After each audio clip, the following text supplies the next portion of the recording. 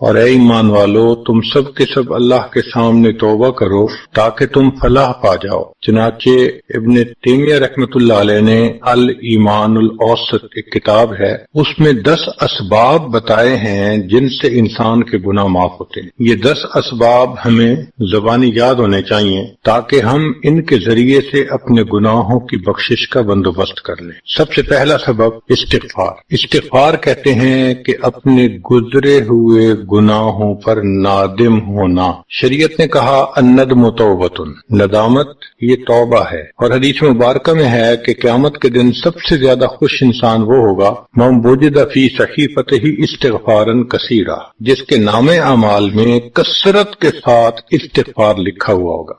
تو ہمیں کثرت سے استغفار پڑھنا چاہیے۔ چنانچہ ایک شخص حضرت حسن اللہ عنہ کے پاس آیا، حضرت بہت گناہگار ہوں، کوئی عمل بتائیں۔ فرمایا استغفار پڑھو۔ ایک اور آدمی آیا، حضرت بارش نہیں ہو رہی، کوئی عمل بتائیں۔ فرمایا استغفار پڑھو۔ پھر ایک آدمی آیا کہ حضرت بہت قرضہ چڑھ گیا، دعا کریں کہ کوئی اسباب بن جائیں رزق کے، مال کے، تاکہ قرضہ اتر جائے۔ فرمایا استغفار پڑھو۔ پھر ایک شخص آیا کہ حضرت دعا کریں اللہ مجھے بیٹا دے دے۔ فرمایا استغفار کرو۔ ایک آدمی آیا میرا باغ ہے، دعا کریں کہ میرا پھل زیادہ لگے۔ فرمایا استغفار کرو۔ ایک آدمی آیا میری کھیتی باڑی کی زمین ہے، دعا کریں پانی اندر سے نکل آئے۔ فرمایا استغفار کرو۔ اب سننے والا حیران کہ مختلف لوگ مختلف ضروریات آ کر بیان کرتے رہے، سب کے لیے ایک ہی جواب۔ تو اس نے پوچھا کہ حضرت کیا مسئلہ؟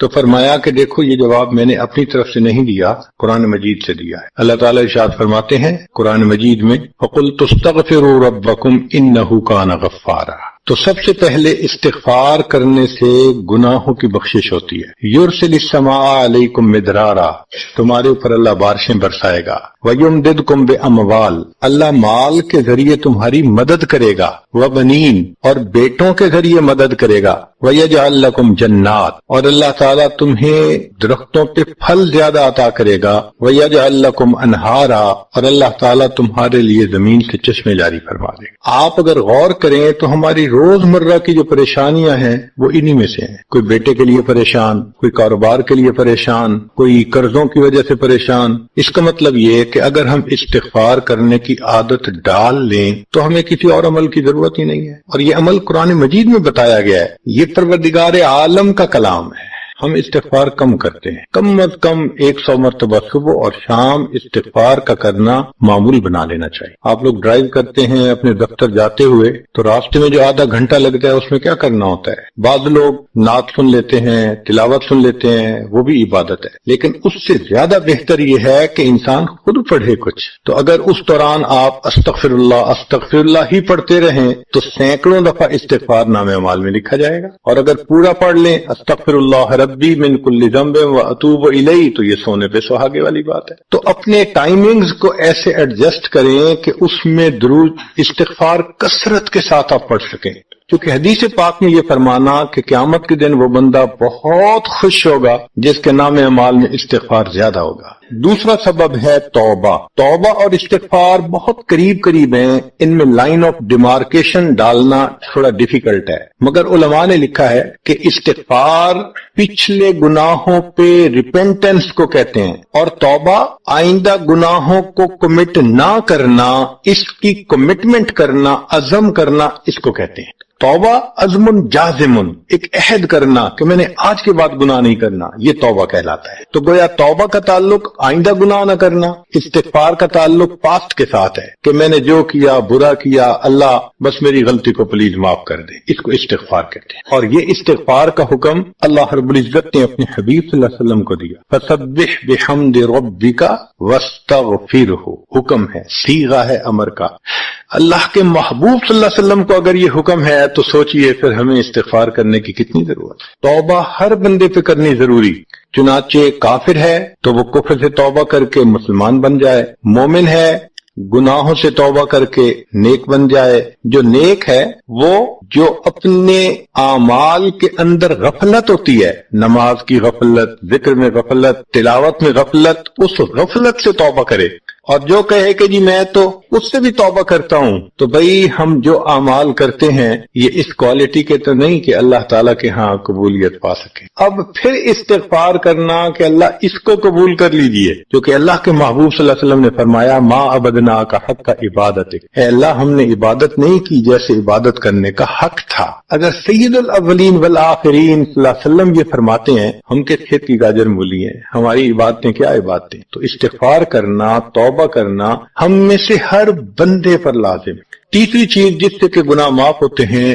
الحسنات الماحیہ، نیکیاں۔ جو انسان نیک اعمال کرتا ہے تو گناہ دھل جاتے ہیں۔ نیک اعمال کی مثال صابن کی ہے، گناہوں کی مثال میل کی تھی۔ صابن جتنا زیادہ لگتا ہے اتنا میل دھل جاتی ہے۔ ان الحسنات یذہبن السیئات، یہاں شیطان دھوکہ دیتا ہے۔ مثلا اگر کوئی بچہ تعلیم پا رہا ہے مگر کوئی گناہ بھی کرتا ہے، تیرے علم کا کیا فائدہ، گناہ تو چھوڑتا نہیں۔ بھائی اگر گناہ کرتے ہیں تو علم تو الٹا ان گناہوں کو دھوئے گا، وہ علم ہی چھڑوا دیتا ہے تاکہ دھونے کا مسئلہ ہی نہ رہے۔ اب عورت سوچے گی میں پردہ تو کرتی نہیں، نمازوں کا کیا فائدہ؟ یہ دھوکہ ہے شیطان کا۔ بھئی آپ نمازیں پڑھتی رہو، اس نمازوں کی برکت سے اللہ پھر پردے کی بھی توفیق دے دیں گے۔ تو نیکی نہیں چھوڑنی چاہیے کبھی بھی، یہ سوچ کے جی میں اچھا تو ہوں نہیں، کیا فائدہ؟ فائدہ ہے جب اللہ فرما رہے ہیں کہ نیکیاں گناہوں کو دھو دیتی ہیں۔ بھئی گناہ تو ہم چھوڑتے نہیں اور نیکی آرام سے چھوڑ دیتے ہیں، یہ کہاں کی لاجک ہے؟ تو اس لیے نیکی بھاگ بھاگ کے کرنی چاہیے۔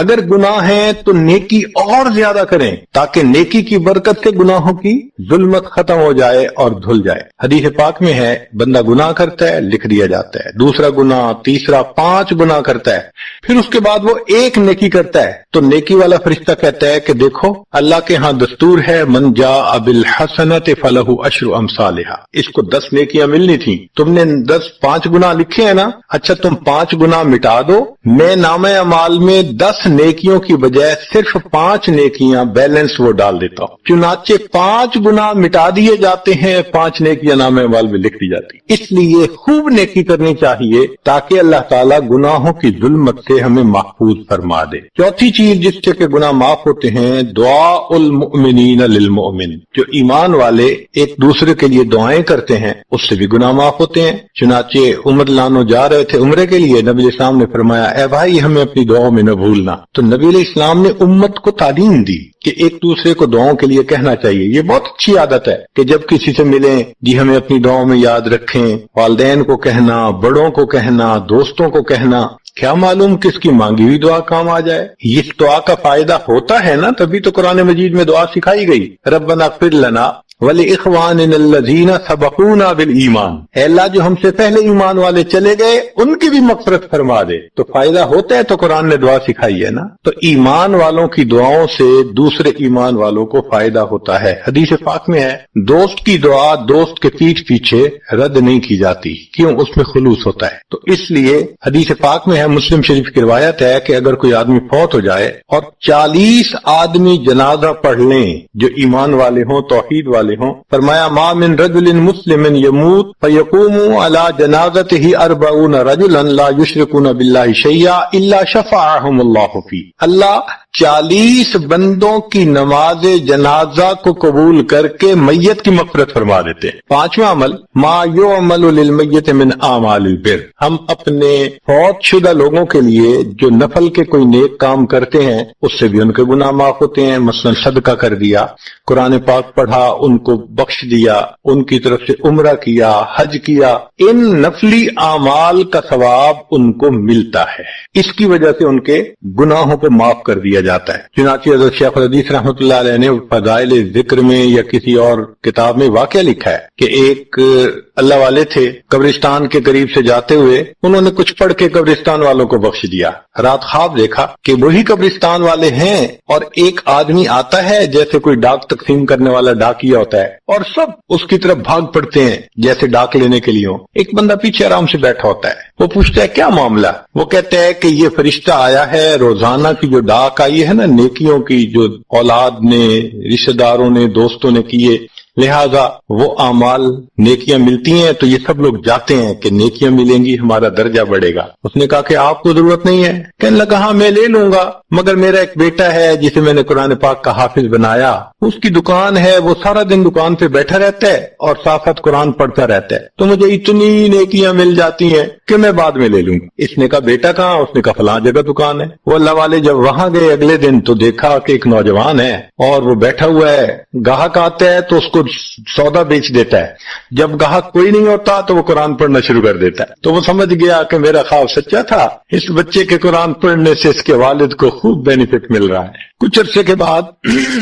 دوبارہ پھر اسی قبرستان کے قریب سے گزرے، پھر انہوں نے کچھ پڑھ کے بخش دیا۔ رات خواب میں دیکھا کہ اب جب تقسیم ہوا تو سب بھاگے تو وہ بندہ بھی بھاگا۔ انہوں نے کہا آپ بھی بھاگ رہے ہو؟ کہنے لگا ہاں میں اس لیے بھاگ رہا ہوں کہ میرا وہ بیٹا فوت ہو گیا، اب مجھے قرآن پڑھ کے بخشنے والا کوئی ایسا ہے نہیں، تو جو عام ایمان والوں کا ثواب آتا ہے میں بھی اسی میں سے اپنا حصہ لینے کے لیے جاؤں۔ تو ایمان والوں کے ان اعمال کا ثواب بھی ملتا ہے، اور اصل میں یہ اسی بندے کا اپنا عمل ہوتا ہے۔ یہ ذہن میں رکھنا کہ جو ایمان والے پڑھ کے بخشتے ہیں نا، اس کا ثواب کیوں ملتا ہے؟ اس کا اپنا عمل دیکھو، اس نے نیکوں سے تعلق جوڑا۔ وہ بھی تو ہوتے ہیں جن کے مرنے کے بعد پیچھے ریچھ کتے کی لڑائی کرواتے ہیں، میلے لگواتے ہیں، موسیقی کی محفلیں ہوتی ہیں، وہ بھی تو ہوتے ہیں نا، تو ان کو کچھ نہیں ملتا۔ اس بندے نے نیکوں سے محبت کی، یہ اس کا اپنا عمل ہے، اس کی محبت کی وجہ سے اب یہ لوگ اس کو پڑھتے ہیں، اللہ اس کو ثواب پہنچا دیتے ہیں، تو اس کے اپنا عمل ہے اصل میں۔ پھر چھٹی چیز جس کی وجہ سے گناہ معاف ہوتے ہیں،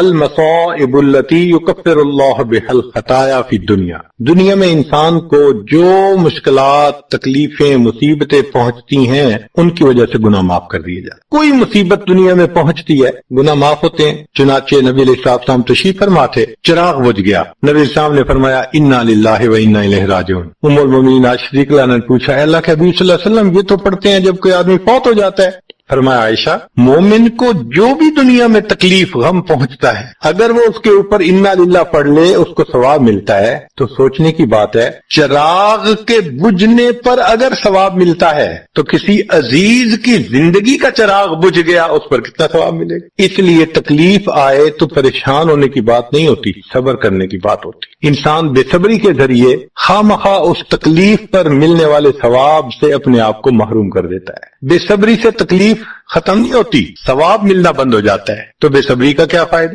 اور ہو سکتا ہے کہ یہ مصیبت جو آئی یہ بندے نے خود مانگی ہو، یہ بھی عجیب بات ہے۔ آپ کہیں گے جی کوئی بندہ مصیبت تو نہیں مانگتا، ہاں ہو سکتا ہے مانگی ہو۔ کیسے کہ دعا مانگی اللہ مجھے قیامت کے دن میرے محبوب صلی اللہ علیہ وسلم کے ہاتھوں حوض کوثر کا جام عطا کر دینا، اللہ نے دعا قبول کر لی، عمل تو ہے نہیں کہ یہ نعمت نصیب ہو، تو اب کیسے ملے گا؟ اللہ تعالیٰ بیماری، مصیبت، پریشانی کچھ اس کے اوپر بھیج دیتے ہیں۔ اگر یہ بندہ اس پر صبر کر لیتا ہے اس کو بہانہ بنا کر اللہ اس کو وہ نعمت عطا فرما دیتے ہیں۔ چنانچہ ایک بزرگ سے 70s میں تھے، بیوی بھی اسی طرح بہت نیک تھی۔ بیوی نے کہا کہ میرا بڑا دل چاہتا ہے کہ نبی علیہ الصلوۃ والسلام کا دیدار نصیب ہو، میں بڑا درود شریف پڑھتی ہوں، نفل پڑھتی ہوں، مگر مجھے واضح زیارت نہیں ہوئی، آپ کو کوئی عمل آتا ہو تو بتا دیں۔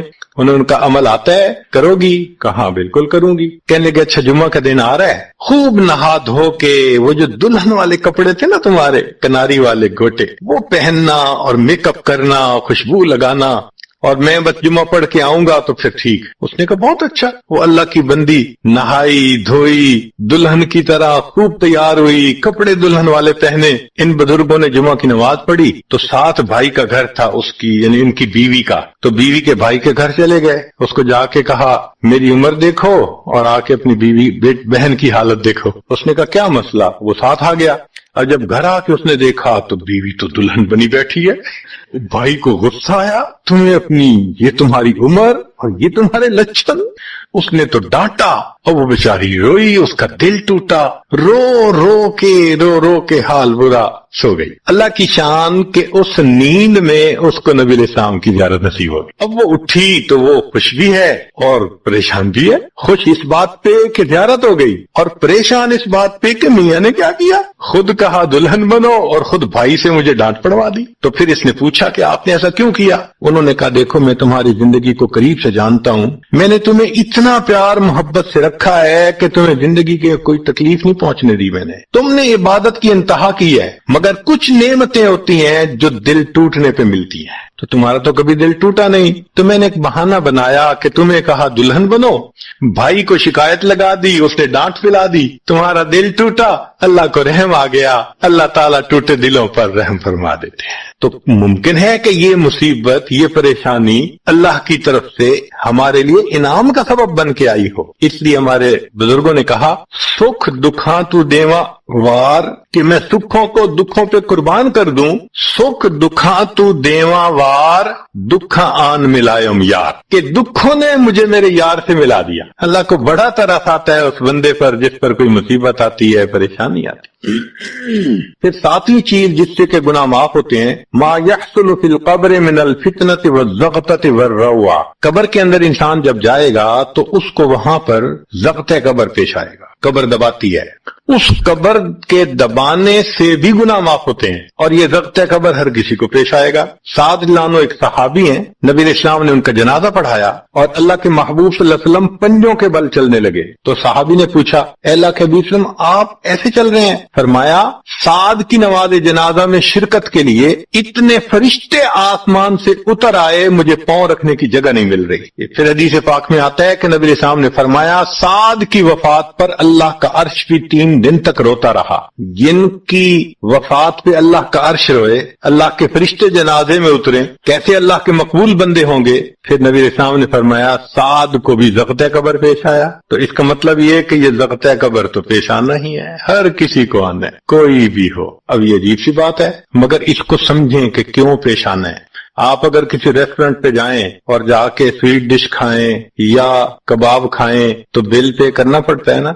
ग्रोसरी स्टोर से जाके कोई चीज लाएं, बिल पे करना पड़ता है ना। हर चीज का बिल होता है ना। इस दुनिया में इंसान जो मजे लेता है, भले जाए सही, उनकी भी एक कॉस्ट है और वो उसे पे करनी पड़ेगी, और वो कॉस्ट ज़ग़्त कब्र से पे होगी। इसलिए जिसकी जिंदगी गुर्बत में गुजरी होगी उसका ज़ग़्त कब्र बहुत कम होगा, और जिसने ऐश आराम मजे सहूलत एंजॉय किया तो देनी पड़ेगी ना। तो ज़ग़्त कब्र तो पेश आना है। हमारे वाले साहब बचपन में देखता था मैं कि बहुत अच्छा सालन बना होता था ना, तो अक्सर वो गिलास पानी का उठाते थे और एक घूंट पानी डाल देते थे। मुझे समझ नहीं आती थी ये क्या करते हैं। मैं अक्सर उनसे पूछता था, वो आप ऐसे क्यों करते हैं? नहीं बताते थे। जब उनकी वफात हुई तो बाद में वालिदा साहिबा ने कहा कि असल में वो ये कहा करते थे कि नफ्स मेरा दुश्मन है, मैं इस नफ्स को लज्जतें क्यों दूं। वो लजीज खाने के ऊपर भी एक घूंट पानी डाल के उसको कम मजे वाला बना लिया करते थे, जायज लज्जतों को भी कम कर लेते थे। हमारा क्या हाल होगा जो नाजायज लज्जतों के पीछे भागते फिरते। तो ये ज़ग़्त कब्र मोमिन को भी पेश आता है और काफिर को भी, मगर फर्क है। काफिर को पेश आएगा कि हदीस पाक में आता है, दाएं तरफ की पसलियां बाएं तरफ और बाएं की पसलियां दाएं तरफ, यूं पसलियां तोड़ के रख देंगे। और मोमिन को भी ज़ग़्त कब्र पेश आएगा, मगर मोमिन को ज़ग़्त कब्र तकलीफ नहीं देगा इतनी अगर नेक हुआ। क्यों? अच्छा आप बताएं, सर में दर्द हो तो आप कहते हैं ना जरा सर दबा दो, तो तकलीफ होती है या राहत मिलती है? सर दबाने से राहत मिलती है। जिस तरह सर दर्द में कोई दबाए सर को राहत मिलती है, ऐसे ही मोमिन को ज़ग़्त कब्र तो पेश आएगा मगर मोमिन के लिए राहत का सबब हो। आठवीं चीज जिससे कि गुनाह माफ होंगे, अहवाल यौमिल क़ियामत व करबुहा व शदाइदुहा, क़यामत के दिन जो इंसान को एक वहशत की कैफियत होगी, हौल की कैफियत होगी, खौफ डर की कैफियत होगी। अल्लाह अकबर। इमाम गजाली रहमतुल्लाह अलैह ने तफसील लिखी है कि सारे लोग खड़े होंगे और सूरज बहुत करीब होगा, पसीने में शराबोर होंगे। अल्लाह अकबर। उस वक्त जहन्नम के अंदर उबाल आएगा और जहन्नम के अंदर से अंगारे उठकर ऊपर जाएंगे और वापस गिरेंगे। फरमाते हैं उस वक्त अंबिया में से कोई नबी भी ऐसा नहीं होगा जिसको ये डर ना हो कि कहीं अंगारे मेरे ऊपर ना आ जाए। अगर अंबिया भी थर्रा रहे होंगे, हमारा उस दिन क्या हाल। تو قیامت کے دن کی دہشت اور وحشت کوئی چھوٹی چیز نہیں ہے، مگر اس سے بھی اللہ تعالیٰ ایمان والوں کے گناہوں کو معاف فرما دے۔ پھر نئی چیز جس سے کہ گناہ معاف ہوں گے، شفاعت النبی صلی اللہ علیہ وسلم فی اہل الذنوب یوم القیامہ، قیامت کے دن اللہ کے پیارے حبیب صلی اللہ علیہ وسلم جو اپنی امت کے لیے شفاعت فرمائیں گے، اللہ اس پر بھی امتیوں کے گناہوں کو معاف فرما دیں گے۔ نبی اسلام نے ارشاد فرمایا کہ اللہ رب العزت نے ہر نبی علیہ السلام کو ایک ایسی دعا مانگنے کا اختیار دیا کہ جیسی دعا مانگی جائے گی منوان قبول ہو جائے گی۔ تو انبیاء نے دعائیں مانگی تو صحابی نے پوچھا اے اللہ کے نبی وسلم آپ کو بھی اختیار دیا گیا؟ فرمایا مجھے بھی اختیار دیا گیا۔ اے اللہ کے نبی وسلم آپ نے کیا دعا مانگی؟ فرمایا میں نے کوئی دعا نہیں مانگی، میں نے اس کو ذخیرہ رکھ لیا، قیامت کے دن جب میری گنہگار امت کا حساب ہوگا اس وقت میں وہ دعا مانگوں گا، امت کو لے کے جنت میں جاؤں گا۔ اللہ کے محبوب صلی اللہ علیہ وسلم کو امت سے کتنا پیار تھا۔ کوئی ماں اولاد کے لیے 23 سال نہیں روتی، جوان بیٹا فوت ہو 2-4 مہینے رو کے پھر نارمل لائف ہو جاتی ہے۔ کوئی باپ اولاد کے لیے 23 سال نہیں روتا، اللہ کے پیارے حبیب صلی اللہ علیہ وسلم امت کے لیے 23 سال آنسو بہاتے، رب امتی رب امتی رب امتی دعا مانگتے تھے، لمبے سجدے۔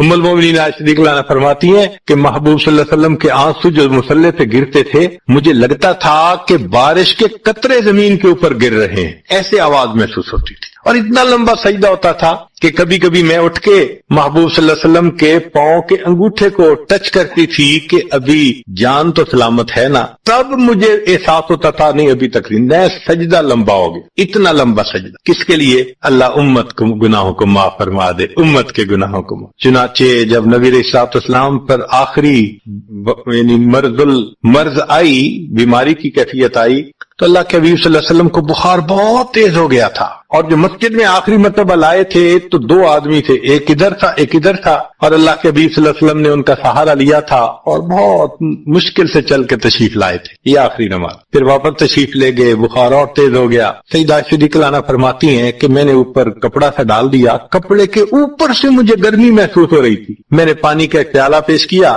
اللہ کے حبیب صلی اللہ علیہ وسلم پانی کے پیالے میں ہاتھ مبارک ڈالتے تھے اور اپنے چہرے پہ لے رہے، اور جسم تھا کہ جیسے کوئی گرم چیز میں سے گرمی نکل رہی ہوتی ہے، اس طرح وہ بخار سے دہک رہا۔ فرماتی ہیں کہ مجھے محسوس ہوا کہ یہ تو بہت تیز بخار ہے، کبھی ایسا نہیں دیکھا۔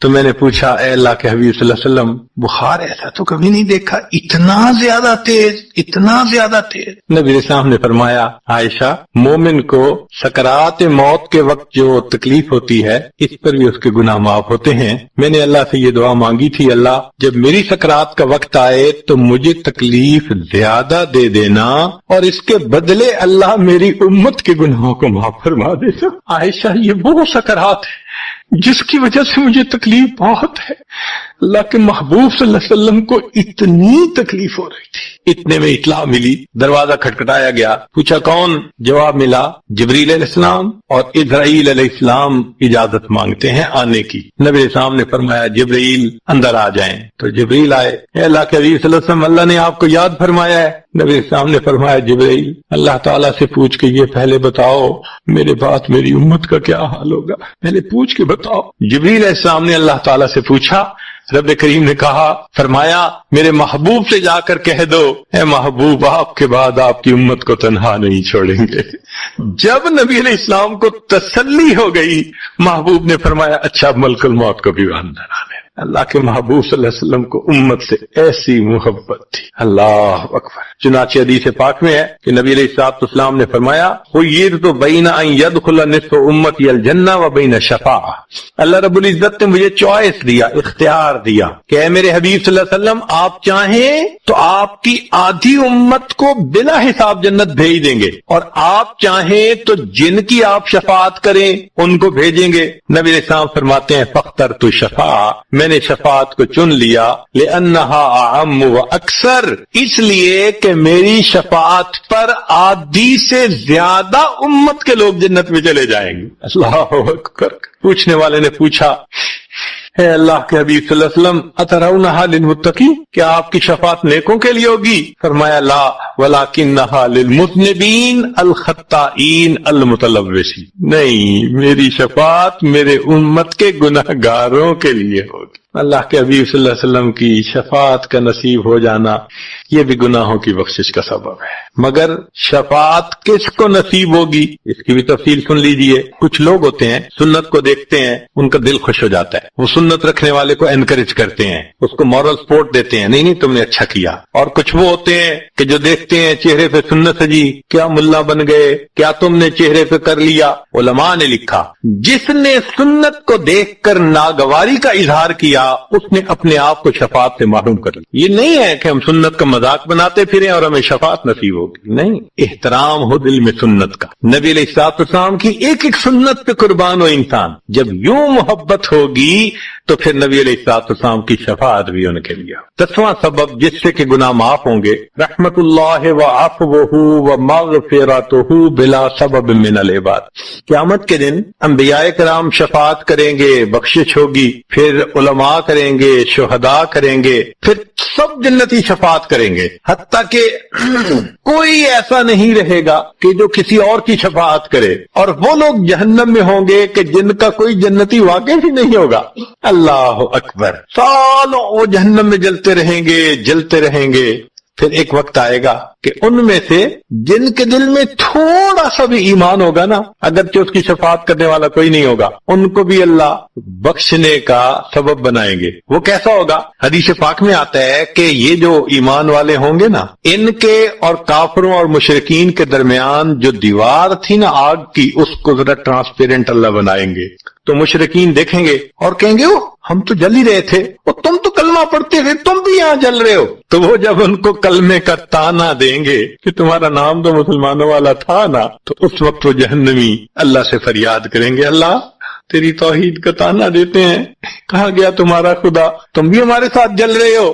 جب وہ فریاد کریں گے اللہ تعالیٰ جبرائیل علیہ السلام کو فرمائیں گے جبرائیل جاؤ، جس کے دل میں ذرہ برابر بھی تمہیں ایمان نظر آتا ہے اس کو بھی جہنم سے نکال، ان کو بھی جہنم سے نکال دیا جائے گا۔ پھر اس کے بعد وہ بچیں گے کہ جن کا ذرہ ایمان بھی نہیں فرشتے کو نظر آئے گا، مگر اللہ فرمائیں گے انبیاء نے بھی شفاعت کر لی، شہداء نے بھی، علماء نے بھی، جنتیوں نے بھی، اب میں اپنی رحمت کا اظہار کرتا ہوں، میں بھی تو بندوں سے محبت کرتا ہوں۔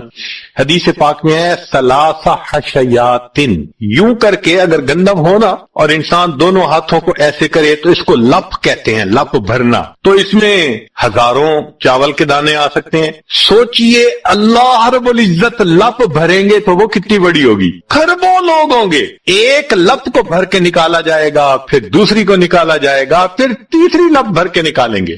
پھر ایک حوض ہوگا، کہا جائے گا جہنمی کو اغتسل فی ھذا الغدیر، اس حوض کے اندر تم جاؤ غسل کرو۔ جب وہ غسل کریں گے بالکل ان کے جسم صحیح سلامت ہو جائیں گے، پھر اللہ تعالیٰ ان کو جنت عطا فرمائیں گے، مگر ان کے ماتھے پر لکھا ہوا ہوگا اتقاء الرحمن، کہ رحمان نے اپنی رحمت سے ان کو رعایتی پاس کر دیا، وہ جنت میں جائیں گے۔ اب جو جنت میں جائیں گے تو جنتی لوگ ان کے ساتھ ملیں گے، خوش ہوں گے، مگر کہیں کہیں کوئی ان کو کہے گا ہم تو اللہ کے فضل سے سیدھا آ گئے، تم تو آیا فلاں جگہ سے آئے ہو نا، رعایتی پاس ہو۔ اب جب ان کو رعایتی پاس کا تانا ملے گا تو ان کو عجیب لگے گا۔ پھر ایک وقت آئے گا کہ یہ سب اتقاء الرحمن اللہ کے سامنے فریاد کریں گے، اللہ آپ نے اپنی رحمت سے جہنم سے نکال دیا، جنت بھیج دیا، یہ جو مہر ایک لگا دی یہ بھی تو اتار دیجئے نا۔ تو اللہ تعالیٰ ان کی مہر کو ختم فرمائیں گے اور یہ جنت میں رہنے لگ جائیں گے۔ امام غزالی رحمت اللہ علیہ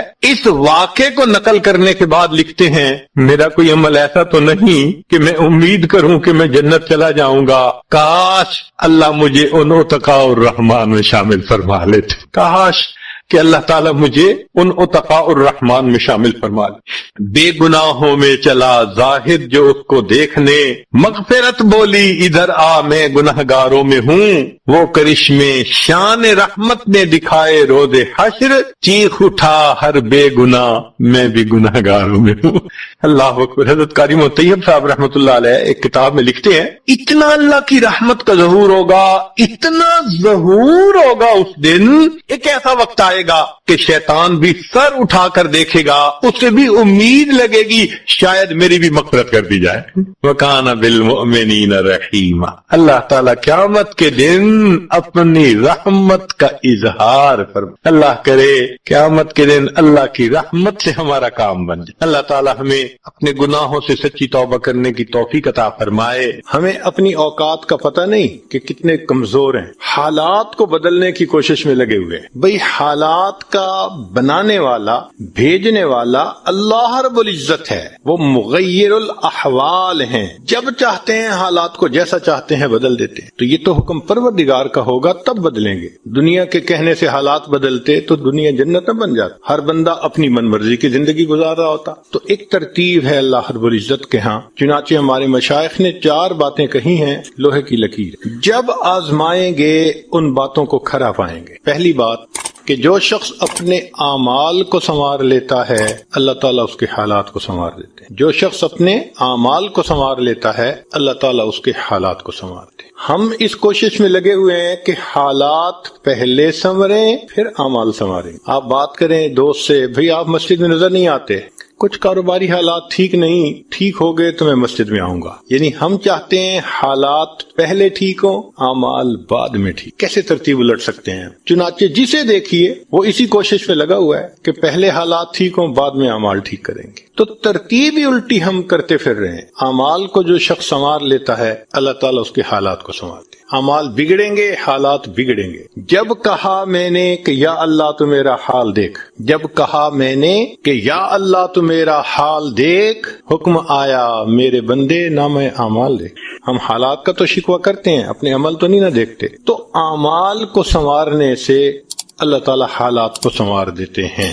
ہم اپنے اندر تقوی اور صبر و ضبط پیدا کریں، اللہ رب العزت ہر دور اور ہر زمانے میں تقوی اور صبر والے بندے کو فرش سے اٹھائیں گے، عرش کے اوپر بٹھائیں گے، تخت کے اوپر بٹھائیں گے۔ اب تقوی اور صبر کی طرف تو ہم آتے نہیں، چاہتے ہیں زندگی تو رہے جیسے ہم گزار رہے ہیں، حالات سیدھے ہو جائیں۔ کیسے حالات سیدھے ہو سکتے ہیں؟ سمپل سی مثال ہے کہ بجلی سے ایک مشین چلتی ہے، اب ایک بندہ مشین کو روکنا چاہتا ہے، ایک ہی ترتیب ہے کہ پیچھے سے بٹن بند کرو۔ آپ بٹن بند نہیں کریں گے، ہاتھ سے مشین کو پکڑ کے روکنے کی کوشش کریں گے، ہاتھ کٹوا بیٹھیں گے، سارا دن زور آزمائی کریں گے، مشین کہاں رکے گی؟ تو عقل مند بندہ مشین کو پکڑ کے نہیں کھڑا ہوتا، وہ سوئچ کو بند کرتا ہے۔ حالات کا سوئچ اللہ رب العزت کے ہاتھ میں ہے۔ تو ادھر رجوع کرنے کی بجائے کہ اللہ حالات کو ٹھیک کر دیجئے، ہم حالات کی مشین کے ساتھ کشتی کر رہے ہیں۔ کون ہمیں عقل مند کہے؟ تو پہلی بات، جو شخص اپنے اعمال کو ٹھیک کر لیتا ہے اللہ رب العزت اس کے حالات کو ٹھیک کر دیتے ہیں۔ دوسری بات، جو شخص اپنی آخرت کو سنوار لیتا ہے اللہ تعالیٰ اس کی دنیا کو سنوار دیتے ہیں۔ ہم پھر الٹے چاہتے ہیں کہ پہلے دنیا سنورے پھر ہم آخرت سنواریں گے، یہاں پھر ہم غلطی کرتے ہیں۔ دن رات دنیا سنوارنے میں لگے ہوئے ہیں، پزل بنی ہوئی ہے، ایک حصہ جوڑتے ہیں تو دوسرا ٹوٹتا ہے، وہ توڑتے ہیں تو پہلا ٹوٹتا ہے، ہر بندہ لگا ہوا ہے اسی کوشش میں۔ تو اللہ رب العزت کے ہاں ترتیب یہ ہے۔ اس کی مثال اگر دیکھنی ہو، صحابہ رضی اللہ عنہ کی مبارک زندگیوں کو دیکھیے، انہوں نے اپنی آخرت کو سنوارا، اللہ نے اس کے نتیجے میں ان کی دنیا کو سنوارا۔ بات کیا تھی کہ نہ کیسر و کسرا سے دبے چند وہ لوگ کے اونٹوں کے چرانے والے، اور جن کو کافور پہ ہوتا تھا نمک کا دھوکا، بن گئے دنیا کی تقدیر بدلنے والے۔ انہوں نے اپنی آخرت کو سنوارا، اللہ نے دنیا سنواری۔ کیسے؟ اطمینان، اتنا اطمینان کہ یمن سے جوان عورت چلتی ہے اور مدینہ طیبہ پہنچتی ہے اور پورے راستے میں کوئی اس کی طرف آنکھ اٹھا کر دیکھنے والا نہیں ہوتا۔ اللہ نے مال و دولت کے اتنے ڈھیر عطا کیے تھے۔ انس اللہ عنہ کہتے ہیں کہ میں لکڑی کاٹنے والے کلہاڑے سے سونے کی اینٹوں کو توڑا کرتا تھا۔ اب لکڑی کے کلہاڑے سے جو سونا ٹوٹے گا وہ تولوں میں اور گراموں میں تو نہیں نہ ہو سکتا۔ اللہ نے اتنی دولت ان کے قدموں میں ڈال دی تھی۔ بچہ پیدا ہوتا تھا، اس کا روزینہ متعین تھا۔ سیدنا عمر اللہ عنہ نے ایک رات دیکھا ایک عورت چھوٹے سے بچے کو روٹی کا ٹکڑا کھلانے کی کوشش کر رہی ہے، بچہ رو رہا ہے۔ پوچھا کیوں کر رہی ہو؟ کہنے لگی کہ امیر المومنین نے قانون بنایا ہوا ہے کہ جب بچہ دودھ چھوڑے گا پھر ہم بیت المال سے روزینہ متعین کریں گے. تو میں کوشش کر رہی ہوں. عمر اللہ عنہ آئے، بہت روئے. صحابہ کہتے ہیں کہ اس دن فجر کی نماز پڑھائی، قرات کے اندر اتنا گریا اور بکا تھا کہ ہمیں سمجھنا مشکل ہو رہا تھا، اتنا رو رہے تھے. ہم حیران تھے آج امیر المومنین کو کیا ہوا. نماز پڑھانے کے بعد ممبر پر بیٹھے، عمر کے اوپر اللہ رحم کرے اس نے کتنے بچوں کی جان لی ہوگی. مقصد یہ تھا کہ میں نے جو یہ قانون بنایا تو کتنی ماؤں نے معصوم بچوں کے دودھ چھڑوائے ہوں گے اور وہ دودھ سے محروم ہوں گے میری وجہ سے. پھر اعلان فرمایا کوئی ماں بچے کو دودھ جلدی مت چھڑوائے، جس دن بچہ پیدا ہوگا اسی دن بیت المال سے وظیفہ متعین کر دیا جائے. آج سے 1400 سال پہلے. تو انہوں نے اپنی آخرت کو سنوارا، رب کریم نے اس کے بدلے ان کی دنیا کو سنوار دیا. قرآن مجید میں اللہ تعالیٰ فرماتے ہیں وَلَوْ أَنَّ أَهْلَ الْقُرَىٰ آمَنُوا وَاتَّقَوْا، اگر یہ بستی دیسوں والے ایمان لاتے، تقوی کو اختیار کرتے، لَفَتَحْنَا عَلَيْهِمْ بَرَكَاتٍ مِّنَ السَّمَاءِ، ہم ان کے لیے آسمان سے برکتوں کے دروازے کھول دیتے. تو ترتیب یہی ہے کہ جو آخرت کو سنوارتا ہے اس کوشش میں لگتا ہے، دنیا اس کا سایہ ہے. اللہ دنیا کو خود بخود سنوار دیتے ہیں، الگ سے محنت نہیں کرنی پڑتی. مثال کے طور پہ جو بندہ سچ بولتا ہے تجارت میں، اللہ تعالیٰ اس کی تجارت کو خود سنوار دیتے ہیں. قسم اٹھا کے یہ بات کہی جا سکتی ہے کہ سچ بولنے والا تاجر کبھی مفلس نہیں ہو سکتا. پاسبل ہی نہیں کہ سچ کی بنیاد ہو اور اس میں برکت نہ ہو. تو دو باتیں ہیں، جو شخص اپنے اعمال کو سنوارتا ہے اللہ تعالیٰ حالات کو سنوار دیتے ہیں، جو اپنی آخرت کو سنوار لیتا ہے اللہ تعالیٰ اس کی دنیا کو سنوار دیتے ہیں. ہارون رشید اپنی کھڑکی میں سے نیچے دیکھ رہا ہے، مسجد کے دروازے پر امام ابو یوسف رحمۃ اللہ علیہ تشریف لا رہے ہیں اور ان کے پیچھے دو شاگرد ساتھ ساتھ جڑے ہوئے ہیں. دونوں چاہتے ہیں کہ میں جوتے اٹھاؤں، ہر ایک اس کوشش میں ہے. جب امام ابو یوسف رحمۃ اللہ نے جوتے اتارے تو ان میں سے ایک بچے کا ہاتھ ایک جوتے پہ پڑا، دوسرے کا ہاتھ دوسرے جوتے پہ پڑا. دونوں نے ایک ایک جوتا اٹھا لیا. پھر انہوں نے فوراً آپس میں یہ طے کر لیا کہ ایک نے کپڑا بچھایا رومال، ایک نے بھی جوتا ڈالا، دوسرے نے بھی اس میں ڈال دیا. ایک نے ایک طرف سے پکڑ لیا، دوسرے نے دوسری طرف سے، کہ دونوں کو جوتے اٹھانے کا اجر مل جائے. حضرت آگے جا رہے ہیں اور پیچھے دو طالب علم اس طرح جوتے لے کے جا رہے ہیں کہ رومال کے اندر جوتے ہیں، ایک نے بھی پکڑا ہوا ہے دوسرے میں پکڑا. ہارون رشید نے دیکھا تو ٹھنڈی سانس لی. بیوی نے پوچھا ہارون رشید کیا ہوا؟ کہنے لگا یوں تو دنیا ہمیں بادشاہ کہتی ہے، ہمارے جوتے اٹھانے کے لیے بھلا کون جھگڑتا ہے. یوں تو دنیا ہمیں بادشاہ کہتی ہے، ہمارے جوتے اٹھانے کے لیے بھلا کون جھگڑتا ہے. جو آخرت سنوارتا ہے اللہ ایسے دنیا سنوارتے ہیں کہ دنیا جوتے اٹھانے کے لیے جھگڑتی ہے. تو فرمایا کہ جو اپنی آخرت کو سنوار لیتا ہے اللہ تعالیٰ اس کی دنیا کو سنوارتے. چنانچہ ایک سیاح ہندوستان آیا گھومنے پھرنے کے لیے، اجمیر شریف بھی گیا. وہاں اس نے حضرت خواجہ معین الدین چشتی اجمیری رحمت اللہ علیہ کے مزار پہ دیکھا مسلمان بھی آ رہے ہیں اور ہندو بھی آ رہے ہیں اور سکھ بھی آ رہے ہیں. اللہ کی شان، اللہ رجوع دے دیتا ہے نا، سبھی آ رہے ہیں دعائیں مانگ رہے ہیں. تو وہ بڑا حیران کہ ہر کمیونٹی کے لوگ آ رہے ہیں، ہر مذہب کے لوگ آ رہے ہیں. تو جب واپس گیا تو بیوی نے پوچھا کہ بتائیں آپ نے کون سی انوکھی چیز وہاں دیکھی؟ تو اس نے کہا ہاں میں نے ایک چیز انوکھی دیکھی کہ ایک شخص قبر میں لیٹا ہوا تھا مگر لوگوں کے دلوں پر حکومت کر رہا تھا. ایک شخص قبر میں لیٹا ہوا تھا مگر لوگوں کے دلوں پہ حکومت کر رہا. اللہ تعالیٰ یوں دنیا سنوار. تو دو باتیں، جو شخص اپنی اعمال کو سنوار لیتا ہے اللہ تعالیٰ اس کے حالات کو سنوار دیتے ہیں، اور جو شخص اپنی آخرت کو سنوار لیتا ہے اللہ تعالیٰ اس کی دنیا کو سنوار دیتے ہیں. تیسری بات کہ جو شخص اللہ رب العزت سے اپنے تعلق کو سنوار لیتا ہے اللہ مخلوق سے اسے تعلق کو سنوار دیتے ہیں. آج ہم چاہتے ہیں چچا راضی ہو جائے، پھپھو راضی ہو جائے، بہن راضی ہو جائے، اور عجیب بات ہے یہ رشتہ داریوں کے معاملے ہیں ہی ایسے، کھاؤں کی در کی چوٹ بچاؤں کی در کی چوٹ. سمجھ نہیں لگتی کہ سب کو کیسے راضی کیا جائے. انسان حیران ہوتا ہے اور جی ہم تو سب کے ساتھ اچھا کرتے ہیں مگر پتہ نہیں رشتہ دار ہم سے راضی نہیں ہوتے. اس کے پیچھے بھی راز ہے.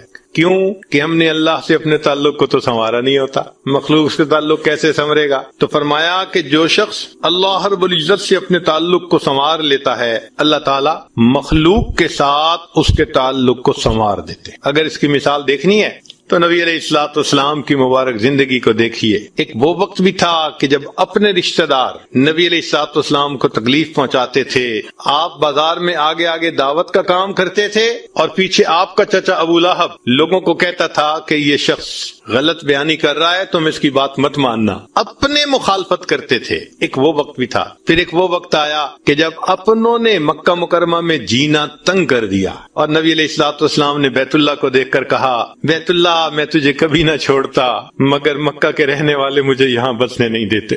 مبارک آنکھوں میں آنسو تھے اور اللہ کے حبیب جدا ہو رہے تھے۔ پھر کیا ہوا؟